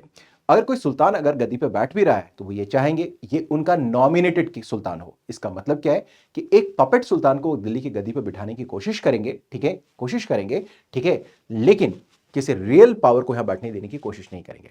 इसी बीच में हम देखते हैं कि रजिया का राइज होता है। रजिया की कहानी कुछ इस तरीके से शुरू होती है कि इल्तुतमिश का सबसे बड़ा लड़का था, उसकी मृत्यु हो जाती है, मर जाता है, और उसके पास उसके बाद जो है उसके कई और लड़के हैं जिसमें एक नाम है रुकनुद्दीन फिरोज का भी। हम देखते क्या है कि ये लोग इनकॉम्पिटेंट हैं, they are incapables, they are not capable sultans, ठीक है। तो मतलब incapable prince, I am sorry sultan कह गया मैं, राजकुमार हैं, ये अयोग्य राजकुमार हैं, ठीक है। इस बीच में इसके पास एक बेटी भी है जिसका नाम है रजिया, एंड उसको रजिया पे बहुत ज्यादा भरोसा भी है, ठीक है ना। रजिया को अपने ही समय में उसने क्या कर दिया, अपना नेक्स्ट हायर घोषित कर दिया, यानी कि उसके बाद वो गद्दी पे बैठेगी, ठीक है, रजिया सुल्तान को। और उसने दिल्ली की जनता से अपील भी करा कि भाई इसको सपोर्ट किया जाना चाहिए, रजिया को किया जाना चाहिए। लेकिन हम देखते हैं कि कुछ बीच में कुछ षड्यंत्र होता है, कुछ कंस्पिरेसी हैच की जाती है इल्तुतमिश एक लड़के के द्वारा जिसका नाम है रुकनुद्दीन फिरोज, और इसके सपोर्ट में आती है शाह तुर्कान, ठीक है ना, शाह तुर्कान सपोर्ट कर रही होती है। बट एनी हाउ जो है सो किसी तरीके से रुकनुद्दीन फिरोज को साइडलाइन करते हुए रजिया सुल्तान गद्दी पे बैठती है, ठीक है ना। लेकिन इसका समय भी बहुत कम होता है, 1236 से लेकर 1239 तक इसका टाइम पीरियड होगा, 1236 टू 1239 तक हम देखते हैं कि समय रहा, बहुत कम समय रहा। She was competent, she was very able, जो है सो बात का रूलर थी, बट उसका सबसे बड़ा दोस्त था, सबसे बड़ा दोस्त था जो उसका, वो ये था कि सी वॉज अ वुमेन। एक मेडिवल सोसाइटी में अगर हम लोग बात करें तो सी वॉज जस्ट अ वुमेन, ठीक है, ये बात समझ पा रहे हैं, ये एक महिला थी, और महिला होना ही उसकी असफलता का कारण था और शायद उसके अंत का भी कारण था, ठीक है, क्योंकि इस समय जो समाज था वो पैट्रियार्कल सोसाइटी था। ये वो समाज था जब कोई भी जो मेल होंगे वो क्या करेंगे, वो एक लेडी की अथॉरिटी को एक्सेप्ट करने की कोशिश नहीं करेंगे, उसकी अथॉरिटी को एक्सेप्ट नहीं करेंगे, ठीक है, ये बात समझ पा रहे हैं, नहीं करेंगे, उसको एक्सेप्ट नहीं करेंगे, रजिया को अपना रूल कभी एक्सेप्ट नहीं करेंगे। तो एक तरफ जो है नॉबिलिटी वो रजिया को स्वीकार करने का तैयार नहीं, और दूसरी तरफ तुर्की चहलगानी के अगेंस्ट रजिया सुल्तान गद्दी पे आई थी। जो है तुर्की चहलगानी ये चाहेगा कि भाई रजिया जो है सो मेरी नॉमिनेटेड होनी चाहिए, जबकि डायरेक्टली सुल्तान के द्वारा नॉमिनेटेड की गई थी।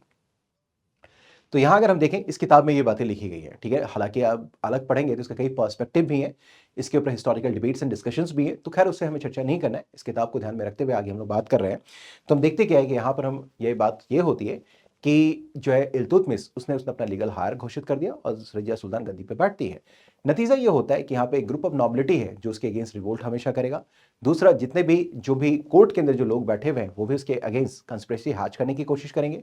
और तीसरी बात, जो तुर्की चहलगानी है, जो नॉबिलिटी का ग्रुप है, वो भी उसको पसंद नहीं करेगा, ठीक है।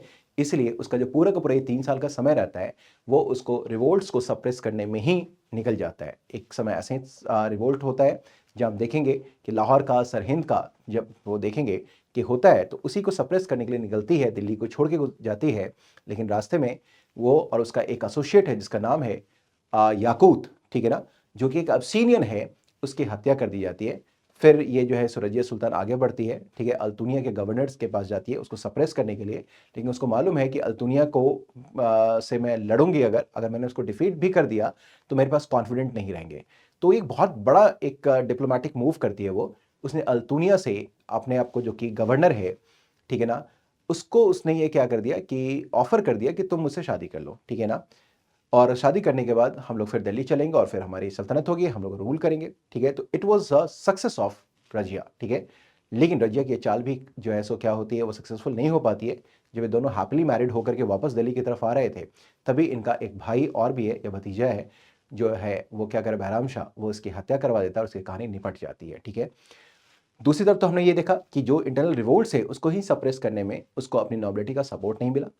सपोर्ट नहीं मिलने की वजह यह थी कि रजिया को ये मालूम था कि जो तुर्की चिहगानी के जो लोग हैं वो उसको पसंद नहीं करते हैं, ठीक है। तो उसने अपना कॉन्फिडेंट का ग्रुप क्रिएट करना शुरू कर दिया था जिसमें नॉन टर्किश लोग थे। और याकूत जिसके बारे में मैं बात कर रहा था, वो उसको एक ऑफिस था मिला हुआ जिसको बोलते हैं अमीर आखूर, ठीक है, अमीर आखूर के बारे में, यानी कि उसको जो है कैवलरी का इंचार्ज बनाया गया था, ठीक है। और वो अब्सीनियन था, he was a non Turkish, ठीक है। उसको एक इंपॉर्टेंट पोजीशन दिया जाना जो है वो तुर्की चिलगानी को पसंद नहीं आया, ठीक है। यानी कि दूसरे जो नॉबिलिटी के लोग हैं, ये इंपॉर्टेंट ऑफिस एक नॉन तुर्किस लोग को मिल गया, ये बात हजम नहीं हो रही थी, ठीक है। इसलिए उन लोगों ने किसी ने सपोर्ट नहीं करा और सबसे पहले याकूत को खत्म किया। बाद में जब रजिया अकेले हो गई तो रजिया ने अपने को फिर से संभालने की कोशिश करी जब उसने अल्तुनिया से शादी करी, ठीक है। लेकिन जब ये लोग वापस आ रहे थे तो फिर से कंस्पिरेसी दिल्ली में हैच हुई और उनको रास्ते में ही निपटा दिया गया। कैथल के करीब हरियाणा में उसकी हत्या कर दी जाती है और रजिया सुल्ताना की कहानी भी खत्म हो जाती है, ठीक है। ये बात समझ पा रहे हैं ये। सो रजिया सुल्तान की कहानी खत्म हो जाती है, ठीक है। लेकिन रजिया सुल्तान का सल्तनत में होना जो है, मतलब रजिया सुल्तान का जो टाइम पीरियड है, इसने एक नई कवायद की शुरुआत कर दी। इल्तुतमिश तक ये बातें नहीं थी, लेकिन रजिया के समय ये बातें हो गई। वो ये हो गया कि सुल्तान वर्सेस नॉबिलिटी खड़ी हो गई। कुतुबुद्दीन ऐबक को हमने देखा, वो बेचारा आया और गया। इल्तुतमिश इंडिपेंडेंटली काम कर रहा था, लेकिन रजिया के वक्त से ही हम ये देखते हैं कि एक नई कवायद शुरू हो गई दिल्ली सल्तनत में, जहां सुल्तान वर्सेस कहानी शुरू हो जाती है नॉबिलिटी की। और ये नॉबिलिटी इसलिए शुरू हो जाता है क्योंकि इल्तुतमिश ने एक बहुत बड़ी गलती करी थी तुर्के चिहलगानी को क्रिएट करके, और उसका आधार था वो क्या, टर्किश रेस का होना, ठीक है। तो ये कहानी शुरू हो गई और ये अब हमेशा हमेशा दिखाई देता रहेगा। So what is the significance of the period of Razia Sultan was that introduced a new trend or a new kind of conflict within the empire or within Delhi Sultanate, and that was the conflict between Sultan and the nobility. Are you getting me? Is it okay with everyone? ठीक है, that's fine. Now, सो रजिया सुल्तान की पूरी कहानी हमने यहाँ देख ली। रजिया सुल्तान की कहानी हो गई हमारे पास, ये फीमेल थी, ये सारी बातें थी, ठीक है। ये बातें हम लोगों ने देखी और समझी। अब 13th सेंचुरी दिल्ली का ये टाइम पीरियड है। रजिया सुल्तान के बाद जो नेक्स्ट इंपॉर्टेंट किंग हमारे पास आता है, जो सुल्तान है, उसका नाम है Balban. So era of Balban begins with 1246 to 87, ठीक है ना। ये देखें तो हमारे पास 46 से लेकर 87 तक का समय है, यानी कि लगभग 40 ईयर्स, यानी 39 ईयर्स तक इसका रूल रहा है। अगेन बलबन से कहानी शुरू करते हैं। बलबन की कहानी भी कुछ इस तरीके की है कि जो बलबन है ये भी स्लेव था, और ये स्लेव था इल्तुतमिश का, लेकिन अपने मिलिट्री कैपेबिलिटी के कारण, अपनी सोच के कारण ये एक समय सुल्तान भी बनता है, ठीक है। और कई इंपॉर्टेंट ऑफिस से होता हुआ गुजरता है। ये इल्तुतमिश के समय आता है दिल्ली सल्तनत के ऑफिस में, रजिया के ऑफिस सल्तनत पीरियड में भी होता है, और ये जो है जब आएंगे तो हम देखेंगे कि महमूद शाह के समय भी ये दिल्ली की गद्दी पे दिल्ली में एक ऑफिशियल रहेगा। अब हम देखते क्या है कि इस समय जिसका नाम उलुग खां बलबन है, गयासुद्दीन बलबन, ठीक है ना, was a slave of Iltutmish, ठीक है, इल्तुतमिश का है, और ये है किसका, स्लेव। अब देखिए होता क्या है, अब इसने क्या काम किया। पहले तो इसके चैलेंजेस को भी हम लोग देखने और समझने की कोशिश करेंगे, ठीक है। सबसे पहली बात यह है कि ये एक स्लेव होते हुए भी सुल्तान बन गया। स्लेव होकर सुल्तान बन गया तो जाहिर सी बात है जो दूसरे सुल्तान होंगे, स्लेव होंगे, जो भी दिल्ली सल्तनत के अंदर होंगे, वो उनको लगेगा कि मैं भी एक दिन सुल्तान बन सकता हूं। यानी कि अगेन उसकी जो अथॉरिटी रहेगी वो क्या रहेगी, वो चैलेंज में रहेगी। एक तो ये बात हो गई। इसके अलावा हम देखेंगे क्या कि इसके अलावा जो कुछ गवर्नर्स होंगे वो भी इसकी अथॉरिटी को चैलेंज करने की कोशिश करेंगे। गवर्नरशिप ऑफ हासी व्हेन बहराम साहब वाज रिमूव, ठीक है, एक्सेट्रा। तो बहराम साहब वाज वन अनदर इशू, ठीक है। इसके अलावा हम देखेंगे कि इसने क्या किया कि अब होता क्या है कि मैं आपको बताऊं कि बलबन जो है महमूद शाह, ठीक है ना, नसरुद्दीन महमूद इज अ सुल्तान, ठीक है। इसकी कहानी समझते हैं, ऐसे कुछ समझते हैं। बलबन की जो है एक सुल्तान है, बलबन भी सुल्तान बना नहीं। मैं उससे पहले की कहानी थोड़ी सी आपको क्लियर कर दूं। एक सुल्तान है जिसका नाम है नसरुद्दीन महमूद, नसरुद्दीन महमूद, ठीक है, महमूद। ये पूरी कहानी मैं आपको समझा देता हूं। नसरुद्दीन महमूद के समय जो है सो एक नया पद क्रिएट किया गया था जिसको बोलते हैं नायब, ठीक है ना, डेप्यूटी होता था, जो कि जिसका बोलते हैं नायब ममलिकात, इनफैक्ट नायब ममलिकात।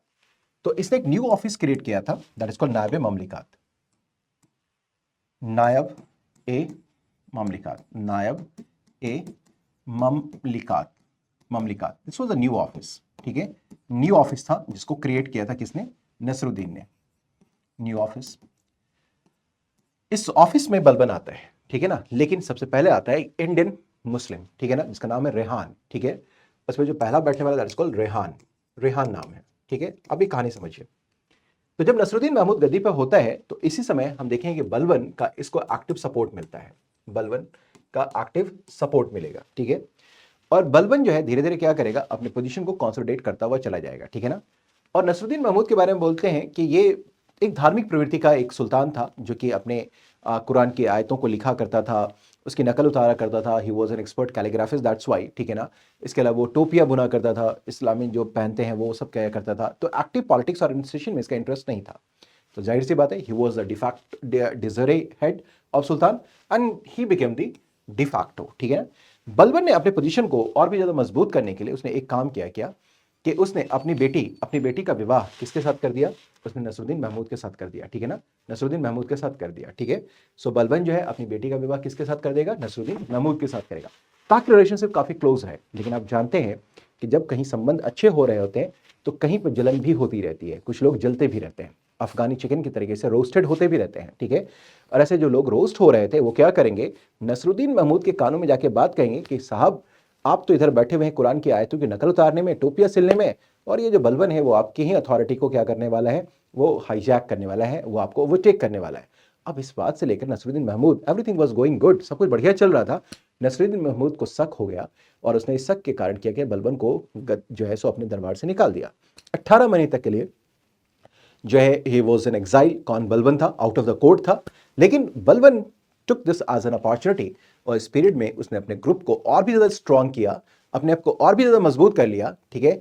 और दूसरी तरफ इस 18 महीने के पीरियड में नसरुद्दीन महमूद को इस बात का रियलाइजेशन होना शुरू हो गया कि उसने शायद बहुत बड़ी गलती कर दी है बलबन को हटा करके, ठीक है। इसी बीच में उसने जो ऑफिस बनाया था दैट्स कॉल्ड नायब ममलिकात, जो न्यू ऑफिस था, और इसके ऊपर में एक इंडियन मुस्लिम है जिसका नाम है रेहान, जो पहली बार गद्दी पे बैठता है, इंडियन मुस्लिम। और बाद में ये जो ऑफिस है दैट वाज अवॉर्डेड टू, किसको दिया गया, बलबन को दिया गया, रेहान को हटा दिया गया, ठीक है। और जब ये गद्दी पे बैठेगा, आई मीन इस ऑफिस में आएगा, नायब ममलिकात के ऑफिस में आएगा, तो ये और भी ज्यादा पावरफुल हो जाएगा। कौन, बलबन। तो बलबन ने वो पिछले 18 महीने का समय अपने को पावरफुल बनाने में किया।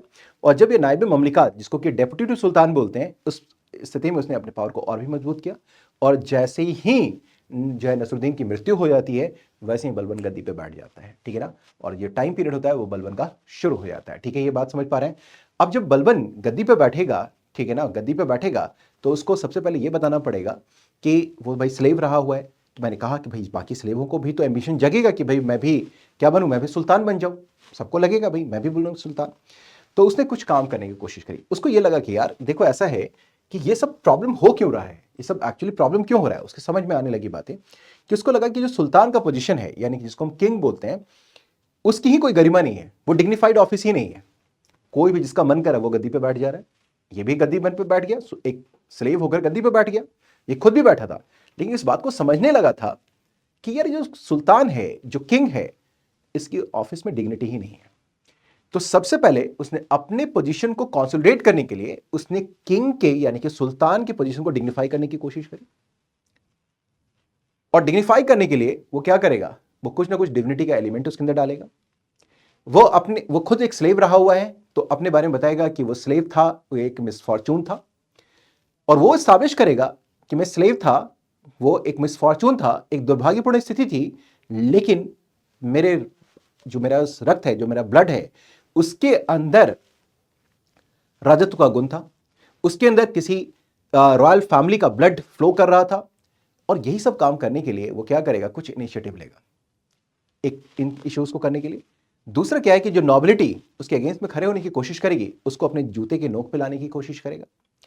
और इसी प्रोसेस में उसने कई काम करना शुरू किया जो गौरतलब है। उसने सबसे पहले क्या किया कि उसने ये कहा कि भाई जो ये सुल्तान है, सुल्तान के ऑफिस को उसने गरिमामय बनाने के लिए, यानी कि डिग्निफाई करने के लिए, उसने ये कहा कि जो है ये नायबे क्या खुद नियाबत खुदाई है।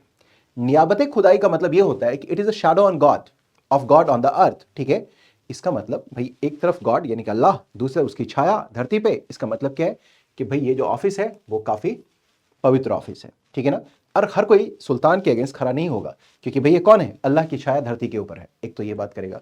दूसरा ये कहेगा कि देखो यार, मैं स्लेव था, आई डू एक्सेप्ट, लेकिन हमारे अंदर भी एक रॉयल ब्लड चल रहा है। और इसलिए इस रिलेशन को स्टैब्लिश करने के लिए वो क्या करेगा, ईरान के एक बहुत ही कल्चरल जो है रॉयल फैमिली के साथ अपना रिलेशन स्टैब्लिश करने की कोशिश करेगा। और ऐसी कोशिश मोहम्मद गजनवी के द्वारा भी गजनी में की गई थी। वो था अफराशियाब। कहा कि जो अफरासियाब डायनेस्टी है, एक लेजेंडरी किंग था ईरान का, पर्शिया का, उससे अपना रिलेशन स्टैब्लिश करेगा। इसका मैं अगर उसका डिसेंडेंट ही अपने आप को स्टैब्लिश करेगा, इसका मतलब क्या है कि ठीक है, कई बार आदमी के लाइफ में मिसफॉर्चून्स होते हैं, ठीक है ना। इसके वजह से ये क्या बन गया, दास बन गया। ठीक है, ही बिकेम अ स्लेव। लेकिन इसको एक दिन सुल्तान तो बनना था, तो इसलिए क्या करेगा, अपने आप को अफराशियाब डायनेस्टी का क्या बताएगा, वंशज बताएगा। वो दूसरा एक काम और करेगा, ये कहेगा क्या कि भाई जब ये कहेगा कि भाई उस वंशज का है, तो ईरान की कुछ परंपराओं को, certain tradition of the Iran, of the Persia, उसको अपने कोर्ट में लेकर के आएगा। और कोर्ट में लाने के लिए उसने क्या किया, चुन चुन करके वैसे ट्रेडिशंस को इंट्रोड्यूस किया जो कि उसकी पोजीशन को मजबूत करेंगे। जैसे उसमें एक है सिजदा। सिजदा, आपने गाना सुनोगा, तेरे सिजदे में सर झुकता है। ठीक है ना। इसका मतलब क्या है, उसने सिजदा के ट्रेडिशन को ला करके उसने क्या किया कि अगर वो सुल्तान यहां बैठा हुआ है और ये कोर्ट है, इस कोर्ट में कोई भी नॉबिलिटी, आपका पोजीशन कुछ भी क्यों ना हो, आप कितने बड़े अधिकारी क्यों ना हो, कोई भी अगर इस दरबार में एंट्री मार रहा है, आ रहा है, एंटर कर रहा है, तो आप क्या करेंगे, देखेंगे क्या कि सबसे पहले सुल्तान को देखते हुए आप सिजदा करेंगे, दैट इज कॉल्ड बो डाउन करेंगे। ठीक है, समझ पा रहे हैं। यही इस गाने में लिखा है, सिजदा तेरे सिजदे में सर झुकता है। इसके अलावा उसने कहा कि साहब इतने से काम नहीं चुके चलेगा, कि आपको बाधब तो आपको ये करते हुए आना ही है, उसके बाद आपको क्या करना है, दूसरा काम करना है, पायबोश करना है। पायबोश करने का मतलब क्या है कि आप क्या, दैट इज सिजदा वाज प्रोस्ट्रेशन, यानी बो डाउन करते हुए आएंगे, प्रोस्ट्रेशन हो गया। पायबोश का मतलब ये प्रोस्ट्रेशन करते हुए आप आएंगे, उसके बाद आप क्या करेंगे, आने के बाद सुल्तान की गद्दी के पास आप आएंगे, बाद में सुल्तान के पैरों को उठाएंगे और उसको चूमेंगे, किसिंग योर फिट्स। इसका मतलब क्या है कि कितने बड़ा भी पोजीशन क्यों ना हो, हर किसी की स्थिति सुल्तान के जूते की नोक पे ही है। सो दिस वाज कॉल्ड पायबोश। उसने इन परंपराओं को शुरू कर दिया। इसके अलावा उसने फेस्टिवल नौरोज वगैरह को शुरू कर दिया। ठीक है ना। इसके अलावा हम देखेंगे इस समय मंगोलों का जो थ्रेट था वो बहुत ज्यादा बढ़ गया था। तो मंगोलों के आक्रमण को काउंटर करने के लिए उसने एक नया डिपार्टमेंट ही स्टैब्लिश कर दिया, दैट्स कॉल्ड दीवाने अर्ज, जिसको हम लोग बोलते हैं मिलिट्री डिपार्टमेंट। तो उसने क्या किया, दीवाने अर्ज यानी कि दीवाने ए अर्ज से एक न्यू डिपार्टमेंट स्टैब्लिश करके उसने क्या किया, मिलिट्री डिपार्टमेंट को कंसोलिडेट करने की कोशिश करी, रीऑर्गेनाइज करने की कोशिश करी, मिलिट्री डिपार्टमेंट को रीऑर्गेनाइज करने की कोशिश करी। Are you getting me. So this was certain things जो कि उसने ऐसा किया। और उसके बाद जो सबसे बड़ा चैलेंज था वो था तुर्की चहलगानी का। तुर्की चहलगानी जिसको कि इल्तुतमिश ने खड़ा किया था, ठीक है, वो उसका मन अभी तक बहुत बढ़ गया था, बहुत ही एम्बिशियस हो गया था, और उसका रहना किसी भी एक पावरफुल किंग के लिए अच्छा नहीं था। उसके पावर में वो कमी करता, उसके पावर में कभी भी वो डेंट लगा सकता था। ठीक है, इसलिए बलबन के दिमाग में सबसे पहली बात ये भी थी, एक बड़ी बात ये भी थी कि किसी तरीके से तुर्की चहलगानी को खत्म करना है। एंड बलबन वाज अ सुल्तान जिसने इसे डिसबैन कर दिया। यानी कि जो तुर्की चहलगानी है, ये जो तुर्की चहलगानी जिसके बारे में हम लोग बात कर रहे हैं, तुर्क ए चहलगानी, ये तुर्क चालीसा या तुर्क ए चहलगानी है, चहलगानी, चहलगानी, इसे स्टार्ट किया किसने, इल्तुतमिश ने, इल्तुतमिश ने, और इसे स्टार्टेड बाय और एस्टैब्लिश्ड बाय तुर्की इल्तुतमिश, और इसको एंडेड बाय या डिसबैंड बाय, ठीक है ना, किसके द्वारा, बलबन ने इसे एंडेड बाय और डिसबैंड बाय, ठीक है ना, बलबन ने इसकी कहानी खत्म कर दी ताकि उसका पोजीशन मजबूत रह सके। तो आपने इस बात को समझा कि बलबन ने एम्पायर को कंसोलिडेट करने के लिए, एम्पायर को एक ताकत देने के लिए, इस एम्पायर को बनाए रखने के लिए, इसको मजबूती प्रदान करने के लिए उसने सबसे पहला काम किया, और शायद सबसे बड़ी बात यही थी कि उसने किंग के पोजीशन को उसने क्या क्या डिग्निफाई करने की कोशिश करी। It was the biggest achievement rather I could say, कि जिसने बलबन ने इसको किया। और दूसरा जो बिगेस्ट अचीवमेंट है, उसने मंगोलों को काउंटर करने के लिए उसने क्या किया था, उसने जो है सो एक डेडिकेटेड जो है उसने क्या किया, डिपार्टमेंट एस्टैब्लिश करा, दैट इज कॉल्ड दीवाने अर्ज। ठीक है, ये हम देखेंगे, दीवाने अर्ज नाम से एक नया डिपार्टमेंट ही उसने एस्टैब्लिश कर दिया। इसके अलावा उसने कई फोर्ट्स वगैरह भी जीते, राजपूताना में जाकर कई फोर्ट्स को उसने जीता, और कई सेकंड लाइन ऑफ डिफेंस को भी इसने जो है एस्टैब्लिश करने की कोशिश करी थी, ताकि नॉर्थ वेस्ट इंडिया से ये क्या हो सके, वो जो है सो क्या कर सकता है वो। अगर हम लोग बात करें तो ये सारी बातें हैं, हम देखेंगे कि जो लेजेंडरी किंग ऑफ रसिया, ये सारी बातें हमने कर ली हैं, ये सारी बातें इधर हैं आप देखेंगे तो उसने क्या किया था कि अपने आप को नॉर्थ वेस्ट से प्रोटेक्ट करने के लिए नॉर्थ वेस्ट इंडिया में राजपूताना उसके साथ कन्फ्लिक्ट करके या उनको जीतते हुए उसने सेकंड लाइन ऑफ डिफेंस को क्रिएट कर दिया था। ठीक है, इतनी बातें हो गई। ये दीवाने अर्श जो ऑर्गेनाइज किया, दीवाने अर्श को, ठीक है, that is the new department fact established bye, ठीक है। इसके अलावा उसने एक पॉलिसी भी स्टार्ट करी थी जिसको बोलते हैं ब्लड एंड आयरन पॉलिसी, ठीक है ना, ये भी ब्लड एंड आयरन पॉलिसी है, ठीक है ना। इनफैक्ट होता क्या है कि दिल्ली के आसपास के रीजन में एक फ्री बूटर कम्युनिटी थी जिसको बोलते हैं मेवातीज। दिल्ली के आसपास आज भी देखें, दिल्ली और गुड़गांव के रीजन में मेवातियों का क्षेत्र है, ठीक है। तो इनका जो है ये लूटमार में एक्टिव थे, they were very much active into the plundering, ठीक है ना। और जो राजमार्ग हुआ करते थे या जो ट्रेड के लिए जो कारवां जाया करता था, दे वर फीलिंग अनप्रोटेक्टेड, अनसेफ रहते थे, ठीक है। तो इसने क्या किया, इन सभी को रोकने के लिए उसने एक बहुत ही एक सख्त पॉलिसी लेकर आया, that is called blood and iron policy, ठीक है। और in blood and iron policy के द्वारा उसने मेवातियों को कंट्रोल करने की कोशिश करी थी।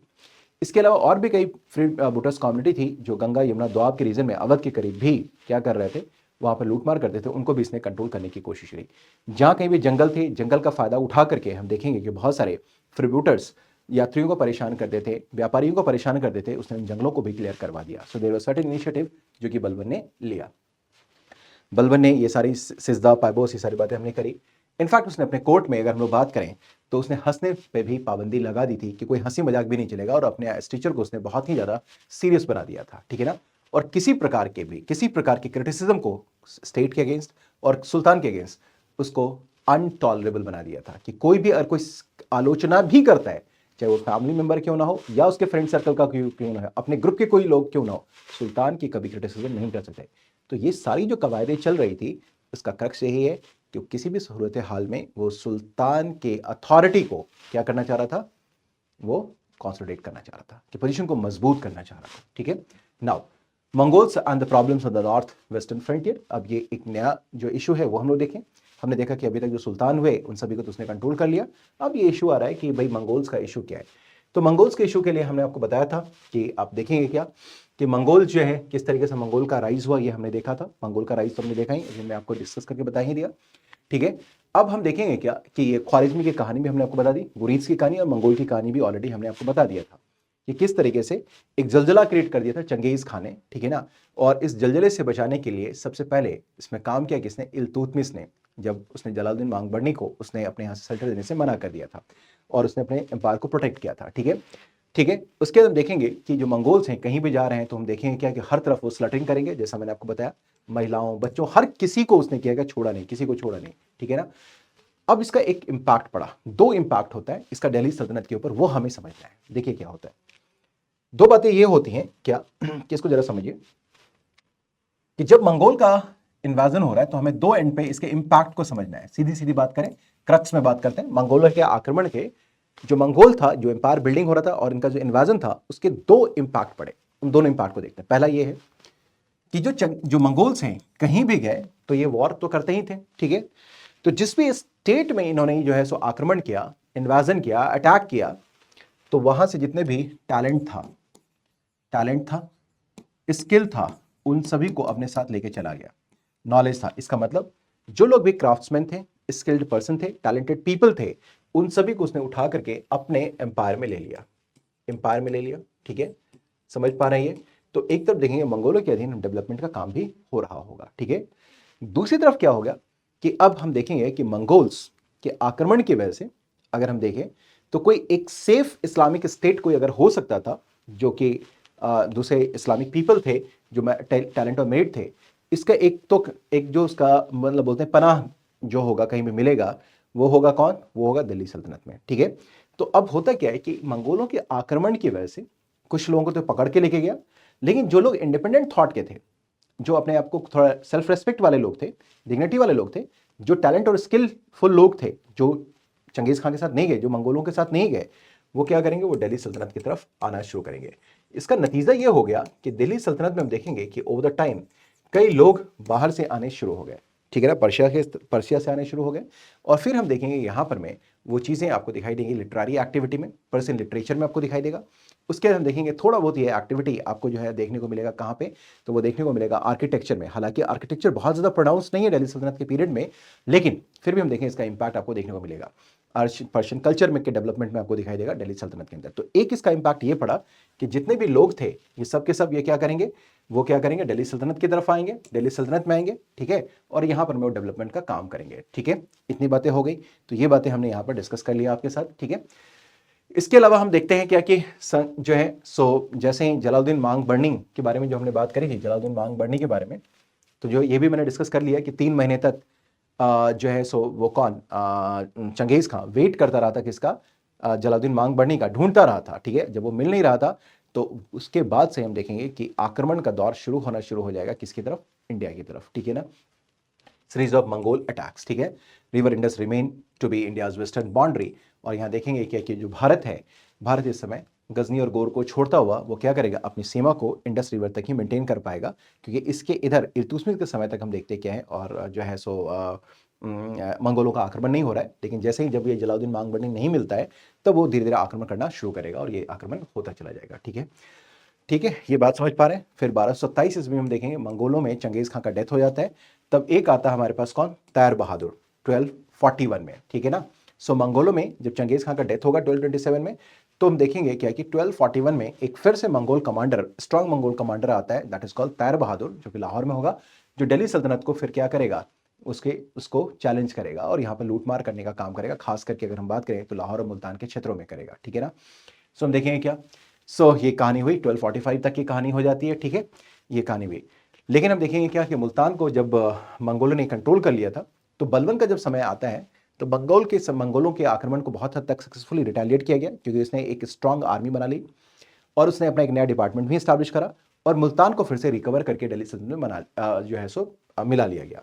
ठीक है, इसके अलावा बलबन को अगर देखें तो उसने क्या किया था? कुछ डिप्लोमेटिक मूव्स भी लिए थे ताकि मंगोलों के इफेक्ट को कंट्रोल किया जा सके।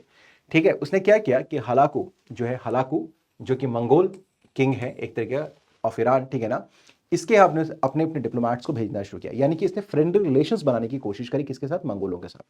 तो एक तो हम देखते हैं कि बलबन का जब समय आता है तो बलबन एक पावरफुल किंग था। उसने अपने पावर को कॉन्सोलिडेट करने के लिए एक डेडिकेटेड डिपार्टमेंट, मिलिट्री का डिपार्टमेंट खोला जिसको बोलते हैं दीवाने अर्ज। इसके अलावा उसने डिप्लोमेटिक मूव्स भी लिए। उसने मंगोलों के यहाँ, जिसमें हलाकू खां, उसने अपने एम्बेसीज को भेजा, डिप्लोमेट्स को भेजा, ताकि फ्रेंडली रिलेशंस डेवलप किया जा सके। ठीक है ना, और इसका नतीजा ये हुआ कि लगभग हम बात करेंगे तो पंजाब के आसपास के रीजन में दोनों के बीच में एक कॉम्प्रोमाइज हो जाता है कि बलबन जो है वो क्या करता है? अपना ईस्ट ऑफ पंजाब जो का रीजन है उसको वो प्रोटेक्ट कर पाता है just because of these diplomatic moves. लेकिन अटैक ऑन दिल्ली, और यही कारण है कि दूसरी तरफ हम देखेंगे क्या कि मंगोल जो है फिर वो जो है भारत पर में कोई आक्रमण नहीं करते हैं। ठीक है, इसके अलावा बलबन का जैसा मैंने बताया कि सेकेंड डिफेंस ऑफ लाइन को क्रिएट करने के लिए उसने राजपूतों को कई क्षेत्रों को जीता और कई फोर्ट्स, इंपॉर्टेंट फोर्ट्स थे, उसको उसने क्या करना? सेकेंड लाइन ऑफ डिफेंस बनाया। इसका मतलब समझ रहे हैं क्या हुआ? इसका मतलब ये है कि अगर ये दिल्ली है और राजपूताना में जो फोर्ट्स थे, कई दुर्ग राजपूतों के पास थे, इसको अपने कंट्रोल में करके उसने दिल्ली को क्या कर दिया? बचा लिया, और ये सेकंड लाइन ऑफ डिफेंस है। यानी कि अगर इधर से मंगोलों का आक्रमण हो रहा है तो पहले वो इनको भेजेंगे, फिर दिल्ली की तरफ आएंगे। तो यही उसने किया, तो सेकंड लाइन ऑफ डिफेंस को उसने क्रिएट कर लिया था। ठीक है, इतनी बातें हो गई। फिर बलबन देखते हैं 1286 में इसका डेथ हो जाता है। ठीक है ना, उसके बाद 1292 में अब्दुल्ला जो ग्रैंडसन है हलाकू का, वो दिल्ली की तरफ मूव करता है। ठीक है ना, तो बलबन के समय तक बलबन ने किसी तरीके से पीस बाय कर लिया था किसके साथ? मंगोलों के साथ, अपने डिप्लोमेटिक मूव्स के थ्रू और अपनी पावर के थ्रू। ठीक है, लेकिन बलबन के गुजरने के बाद फिर से देखिए मंगोलों का आक्रमण होता रहेगा। ठीक है ना, और देखेंगे जलालुद्दीन खिलजी जो है खिलजी जो है वो क्या करेगा? मंगोलों को डिफीट करेगा और मंगोलों में डिफीट करने के लिए जो हलाकू का ग्रैंडसन होता है उसको ये डिफीट करता है, ठीक है ना। और फिर देखेंगे मंगोलों के साथ इनका कुछ जो कॉम्प्रोमाइज़ होता है और दिल्ली में जो मंगोलपुरी है वहाँ पर कुछ मंगोलों को बसने की इजाज़त भी इसके जलालुद्दीन खिलजी के समय दे दी जाती है, ठीक है ना। यानी कहने का मतलब ये है कि इस समय मंगोल्स अब धीरे धीरे कमज़ोर होते जाएंगे, ठीक है, और दिल्ली सल्तनत अपने पावर को बढ़ाता चला जाएगा, ठीक है। बट समहाउ मंगोल जो है हमारे बहुत बड़ा इशू नहीं रहा, नॉर्थ वेस्ट हमारे डिस्टर्ब जरूर रहा, मंगोलों के सीरीज ऑफ आक्रमण होते रहे, लेकिन दिल्ली सल्तनत इसको बचाने में सक्सेसफुल हो गया, ठीक है। और ये सारी बातें हमने बता ही दी है कि जो आपके साथ होना शुरू हो गया। अब जो internal rebellions and the struggles है for the territorial consolidation of the Delhi सल्तनत, ये हमने बता ही दिया है आपसे कि आपने देखा कि इल्तुतमिश के समय हो, बलबन के समय हो, रजिया के समय हो, जो भी कॉन्फ्लिक्ट्स हो रहे थे इन सभी को सप्रेस किया गया। इल्तुतमिश ने भी बिहार और बंगाल में जो है सो कंट्रोल किया था, नॉबिलिटी को कंट्रोल किया। रजिया सुल्तान ने भी कोशिश करी थी तबर हिंद और जो सरहिंद में जाके नॉबिलिटी को कंट्रोल करने के लिए, लेकिन हो नहीं पाता, सक्सेसफुली नहीं कर पाती है, बाद में उसकी हत्या ही कर दी जाती है। फिर बलबन ने भी क्या किया था, इसको कंट्रोल करने की कोशिश करी थी। तो ये पूरी कहानी यहाँ पर हमने बात करी है, जो हमने बात किया है, ठीक है ना, ये हम देख पा रहे हैं यहाँ पर, ठीक है। सो इल्तुतमिश के सन के बारे में, इवाज के डिफीट के बारे में ये हमने ऑलरेडी डिस्कस कर ही लिया हुआ है। तो इस तरह देखते हैं कि हम देखेंगे क्या कि इस तरीके से जो रीजन होता है कुछ हमारे पास बंगाल और बिहार का बलबन के समय, पंजाब का कुछ रीजन, और जो है फिर हम देखेंगे southern western frontier of Delhi सल्तनत, इन सभी को प्रोटेक्ट कर पाता है बलबन तक। प्रोटेक्ट क्यों कर पाता है? क्योंकि उसने नॉबिलिटी को जीतते हुए, राजपूतों के इफेक्ट को खत्म करते हुए उसने सेकंड डिफेंस लाइन को क्रिएट कर दिया था, ठीक है। तो ये कुल बातें थी। तो इस तरह हम देखते क्या कि बलबन जो है एक तरीके से वो क्या करेगा, एम्पायर को फाइनली कंसोलिडेट कर पाएगा, टर्किश रूल को, ठीक है ना, इन ईस्टर्न राजस्थान, जो कि क्या था, राजपूतों का एक बहुत बड़ा गढ़ होता था। राजपूतों को कंट्रोल करके यहाँ पर उसने क्या कर दिया, राजपूतों को डिफीट किया, ईस्टर्न राजपूताना पे अपना पूरा कंट्रोल स्टैब्लिश करा, और ईस्टर्न राजपूताना में ही उसने सेकंड लाइन ऑफ डिफेंस भी क्रिएट कर दिया, ताकि नॉर्थ वेस्ट फ्रंटियर से जो भी अटैक हो रहा था उससे आपको प्रोटेक्ट करके रख सके। तो बलबन ने इस तरीके से एम्पायर को कंसोलिडेट किया। तो मैं आशा कर रहा हूँ कि ये चैप्टर आप लोगों ने समझ लिया होगा। चैप्टर को मैं फिर से बता दूं कि इसका क्रक्स यही था, हमने यही किया है, अभी तक डिस्कशन किया था कि इस समय जब देखेंगे दिल्ली सल्तनत स्टैब्लिश होता है 1200 के अराउंड 1206 में, तो इस समय इनके पास बहुत ज़्यादा चैलेंजेस थे। तो चैलेंजेस जो थे इसकी वजह से एम्पायर को कंसोलिडेट करना एक सबसे बड़ा चैलेंज था दिल्ली सल्तनत के सुल्तानों के पास, ठीक है, जिसको कि हम देखेंगे बलबन तक आते आते तक बहुत सक्सेसफुली कंट्रोल किया गया, और इसी को आगे लेके जाने का काम करेगा अलाउद्दीन खिलजी भी। सो बलबन ने जो बैकग्राउंड तैयार किया था उसी के ऊपर में अलाउद्दीन खिलजी फर्दर दिल्ली सल्तनत को मजबूत करेगा। लेकिन ये कहानी होगी अगले क्लास में। Till then bye bye, take care everyone, lots of love and the blessing, see you again in the next session.